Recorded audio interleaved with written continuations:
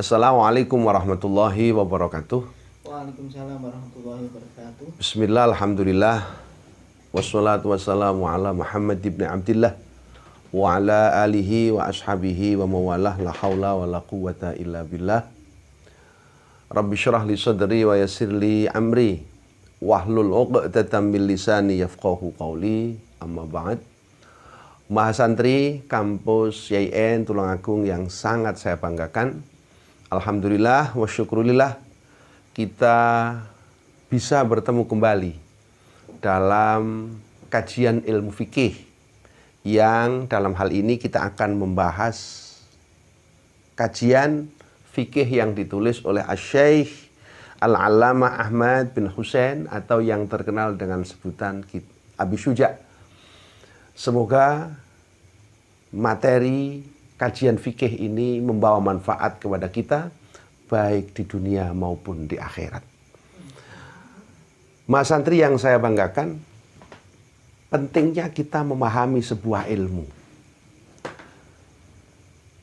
Betapa kita sangat disarankan agar kita mempelajari ilmu, khususnya ilmu fikih.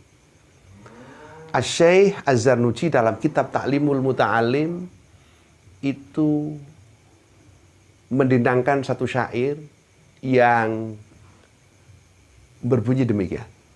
Tafaqqah fa innal fiqha afdalu qaidi ilal birri wat taqwa wa a'dalu qasidi.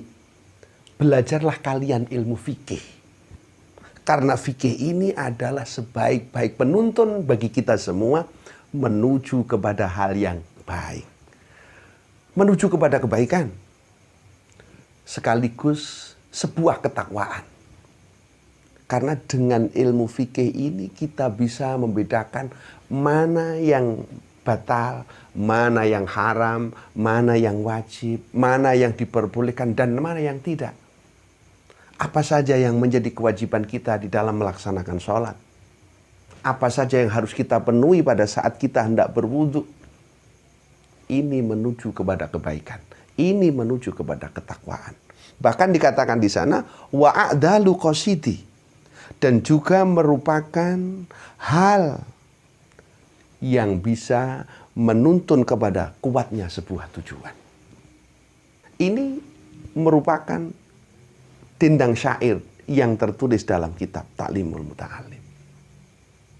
Kelanjutan nadzam itu adalah huwal ilmu al-hadi ila sananil huda hiyal hisnu yunji min jami'i syadaidi.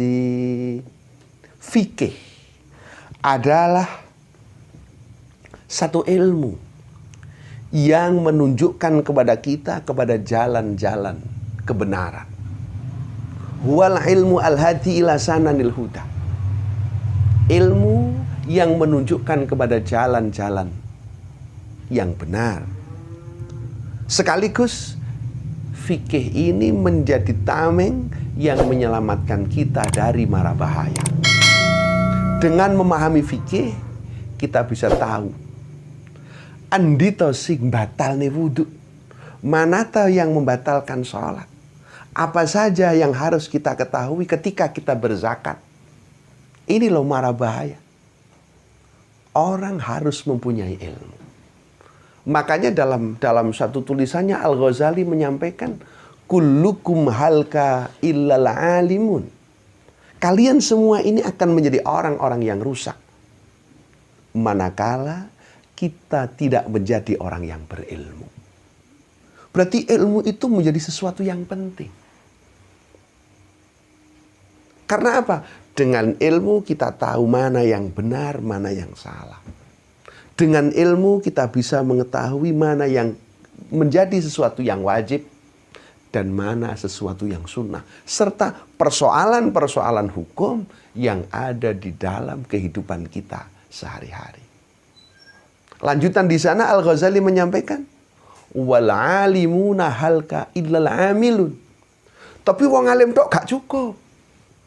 Orang alim harus mau melakukan apa yang dia miliki. Gak cukup ilmu niku mek diduweni tok. Ilmu hanya disimpan di otak gak cukup. Ilmu harus kita amalkan. Ilmu harus betul-betul kita lakukan dalam kehidupan ini. Cekne uripe awake dhewe ditata oleh Allah. Biar kehidupan kita ini ditata menuju rahmat Allah Subhanahu wa ta'ala. Mencari ilmu penting. Tapi mengamalkan ilmu yang sudah kita miliki adalah sesuatu yang kewajiban. Dalam satu hadis Nabi menyampaikan, man istata ilman walam yastad hudan, lam yastad minallahi illa bu'tan. Barang siapa yang tiap hari tambah ilmunya, barang siapa yang tiap hari tambah pengetahuannya, barang siapa yang tiap hari selalu mengkaji dan mengkaji ilmunya, tapi tidak tambah nilai ibadahnya, tidak tambah nilai ketakwaannya, maka dia tidak akan tambah kecuali semakin jauh dari Allah Subhanahu wa ta'ala. Terusane nadhom niku fa inna faqihan wahidan mutawarian asyadu ala syaitani min alfi abidi. Satu orang yang alim, satu orang yang wirai, ilmunya banyak, orangnya wirai, ini lebih ditakuti oleh setan daripada 1000 orang yang ahli ibadah tapi tidak mempunyai dasar-dasar ilmu. Kena awake dhewe niki ibadah dingilmoni. Salatnya kita ilmu. Posone kudu ana ngilmune. Kita bekerja kemudian mempunyai harta yang banyak, ilmu harus punya. Karena kita punya kewajiban berzakat. Orang yang alim, orang yang berilmu, wirai lebih ditakuti oleh setan daripada 1000 orang yang ahli ibadah tapi tidak ada dasar ilmu. Ini disampaikan oleh Az-Zarnuji dalam kitab Ta'limul Muta'allim. Oleh karena itu, mari kita memahami agama ini dengan berusaha semaksimal mungkin agar hidup kita ditata karo Gusti Allah menjadi lebih baik, menjadi lebih baik. Sebagaimana satu hadis Rasulullah yang disampaikan, may yuridillahu bi khairan yufaqihu fiddin. Barang siapa yang dikehendaki oleh Allah untuk menjadi orang yang baik, maka Allah tuntun ia bisa memahami ajaran agama. May yuridillahu bi khairan yufaqihu fiddin. Ini yang harus kita tekankan dalam kehidupan kita. Mari kita buka pelajaran kitab Takrib atau diperluas kembali dengan kitab Fathul Qarib. Bismillahirrahmanirrahim. Alhamdulillahirabbil alamin. Wassallallahu ala sayyidina Muhammadin wa ala alihi at-tahirin wa sahabati ajma'in. Qala al-Qadi Abu Syuja' Ahmad bin Husain bin Ahmad al-Asfihani radhiyallahu ta'ala anhu, sa'alani ba'dul asdiqa hafizahumullah ta'ala an a'mala mukhtasaran fil fiqhi ala madhabil imam asy-Syafi'i rahimahullah ta'ala wa ridwanuh fi ghayatil ikhtisar wa nihayatil ijaz yaqrubu 'alal muta'allim darsuhu wa yashulu 'alal mubtadi'i hifdhuhu wa an ukthira fihi minat taqsimat wa hasril khisal. Fa'ajabtuhu ila dalik taliban lithawab raghiban ilallahi ta'ala fit taufiq lisawab innahu ala ma yasha'u qadir wa bi'ibadihi latifun khabir. Beliau pengarang kitab yang nama lengkapnya sudah saya sebutkan tadi itu, yang terkenal dengan sebutan Syekh Abi Syuja', memulai karya beliau ini dengan bacaan basmalah. Bismillahirrahmanirrahim. Alhamdulillahirabbil alamin. Mengapa? Satu, karena mengikuti kepada petunjuk Al-Quran. Semua Al-Quran itu selalu permulaannya diawali dengan bacaan basmalah. Yang kedua, bersandar kepada hadis Rasulullah Muhammad sallallahu alaihi wasallam, kullu amrin dzi balin la yubtada'u bi bismillahirrahmanirrahim fahuwa aqta'u ay qalilul barakah. Bahwa segala aktivitas kita yang bernilai baik, semua kegiatan-kegiatan kita yang ada unsur kebaikannya, yang tidak dimulai dengan bacaan basmalah, fahuwa aqta' ay qalilul barakah. Maka apa yang kita lakukan ini akan berkurang nilai keberkahanipun, sudo kebarokahipun. Oleh karena itu, dimanapun kita berada, apapun pekerjaan kita, apapun aktivitas yang kita lakukan, jangan pernah lupa untuk baca basmalah. Mau makan, baca basmalah. Mau minum, baca basmalah. Hendak belajar, baca basmalah. Kita bekerja, basmalah. Mau pekerjaan apa, opo wae. Ojo sampai awake dhewe gak maca basmalah. Karena nilai keberkahannya nanti akan berkurang. Kita mau makan, bismillahirrahmanirrahim. Sekalipun ada doa khusus. Hendak tidur, bismillahirrahmanirrahim. Ada doa khusus di samping itu. Hendak minum, semuanya. Apalagi kita mau belajar sebuah ilmu, harus baca basmalah.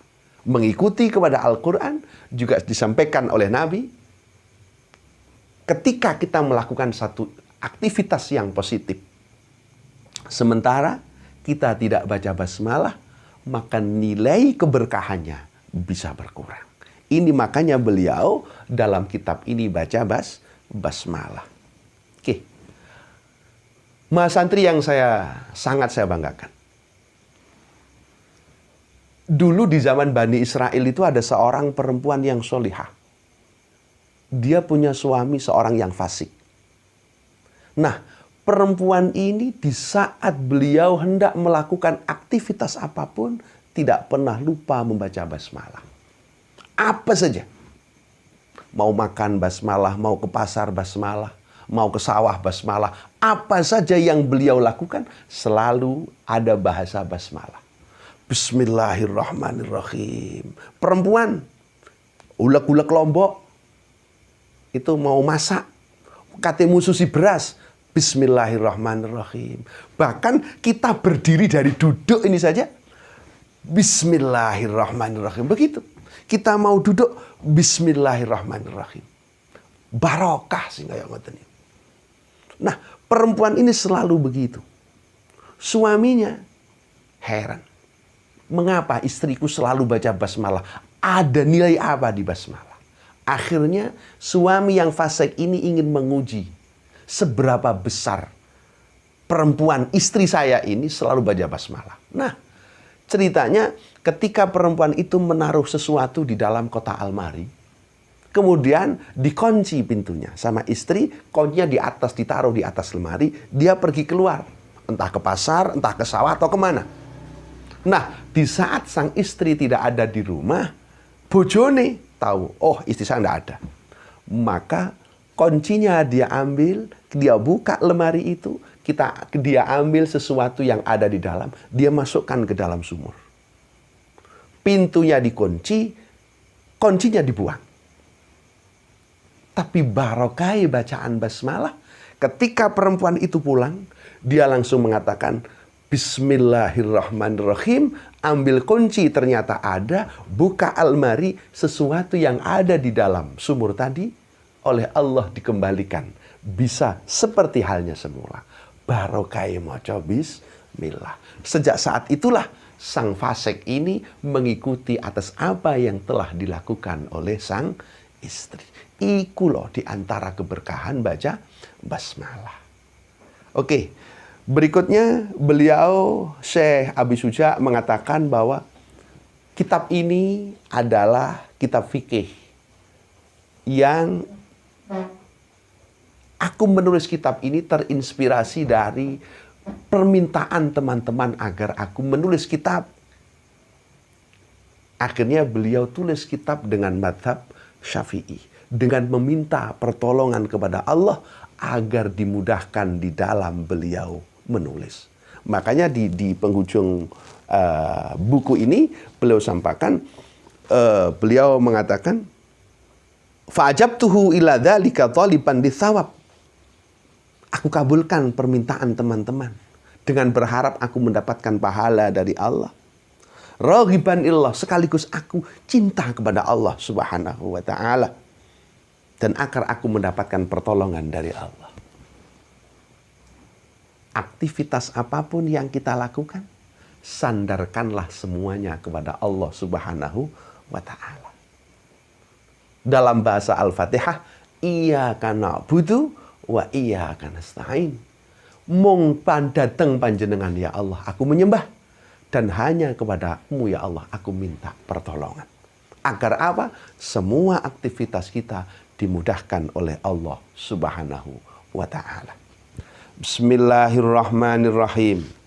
Kitabut Thaharah utawi iki iku kitab kang nerangaken sesuci. Almiyahu utawi piro-piro banyu. Allati rupane miyah. Ya juzu kang wenang. Opo at-tadhiru sesuci. Biha kelawan lati iku sab'u miyahin. Onok pitu piro-piro banyu. Rupane ma'us samai banyu langit, tegese banyu udan. Wa ma'ul bahri lan banyu segara. Wa ma'un nahri lan banyu bengawan, tegese banyu kali. Wa ma'ul bi'ri lan banyu sumur. Wa ma'ul aini lan banyu sumber. Wa ma'ul salji lan banyu es. Wa ma'ul barodi lan banyu embun. Oke, segitu dulu saya jelaskan. Secara umum, bahwa air yang bisa dipergunakan oleh kita untuk bersuci, untuk berwudu, untuk menyuci baju, untuk kita makan setiap hari, untuk kita minum, tentunya dari air-air yang suci. Nah,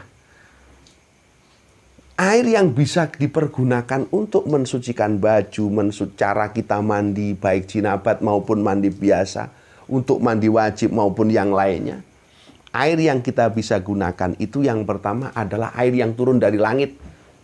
Berarti semua jenis air hujan itu bisa kita pakai untuk berwudu. Yang kedua, wama ulbahri, semua air laut.